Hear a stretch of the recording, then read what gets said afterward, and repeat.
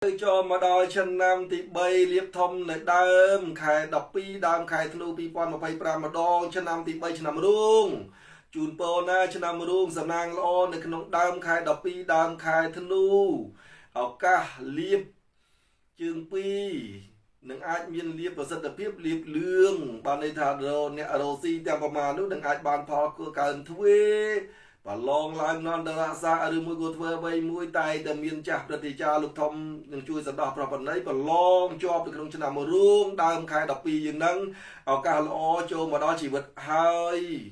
ឆ្នាំទី3ឆ្នាំរួងលេខសំណាង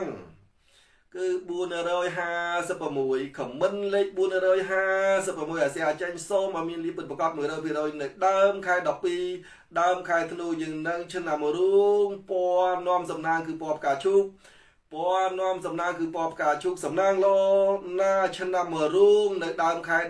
12ដើមខែធ្នូឆ្នាំ2025នឹងគិតអ្វីពងអ្វីសូមឲ្យបានសម្រេចដូចបំណងពងប្រាថ្នាហេណា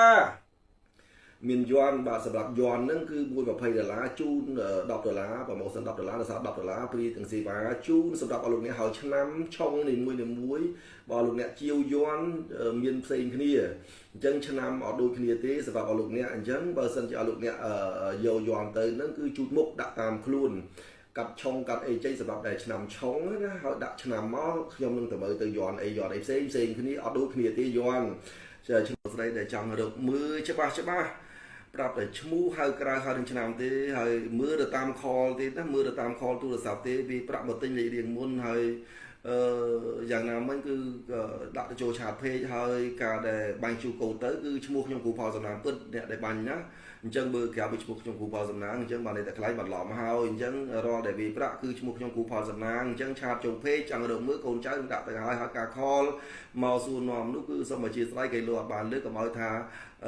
រឹកអីដោយសារបិទអីចឹងទៅពួកខលមកបុកគ្រាច្រើនពេកអញ្ចឹងបញ្ជាក់ជូនទិញលេខរៀងមុនវាប្រាក់ម្នាក់$10មកគ្រីនសលចូលក្នុងពេកហើយដាក់លេខទូរស័ព្ទមកដល់លេខរៀងខ្ញុំគ្រូបំណានឹងខលទៅហើយមើលក្នុងម្នាក់$10មើលខែឆ្នាំរឿងរស់ស៊ីមើលវាស្នាមមកឆាកជីវិតក្នុងម្នាក់$111មើលមកច្បាស់ជូនមើលមិនត្រូវជូនប្រាក់ទៅវិញអញ្ចឹងមានតែប៉ុណ្្នឹងទេសូមខន្តីអភ័យទោសរាល់កំហុសឆ្គងដែលខលមកអត់បានលើកដោយសារលេខរៀងខ្ញុំវាច្រើនពេកអញ្ចឹងបញ្ចប់មុននឹងបញ្ចប់សូមប្រសិទ្ធពរជ័យ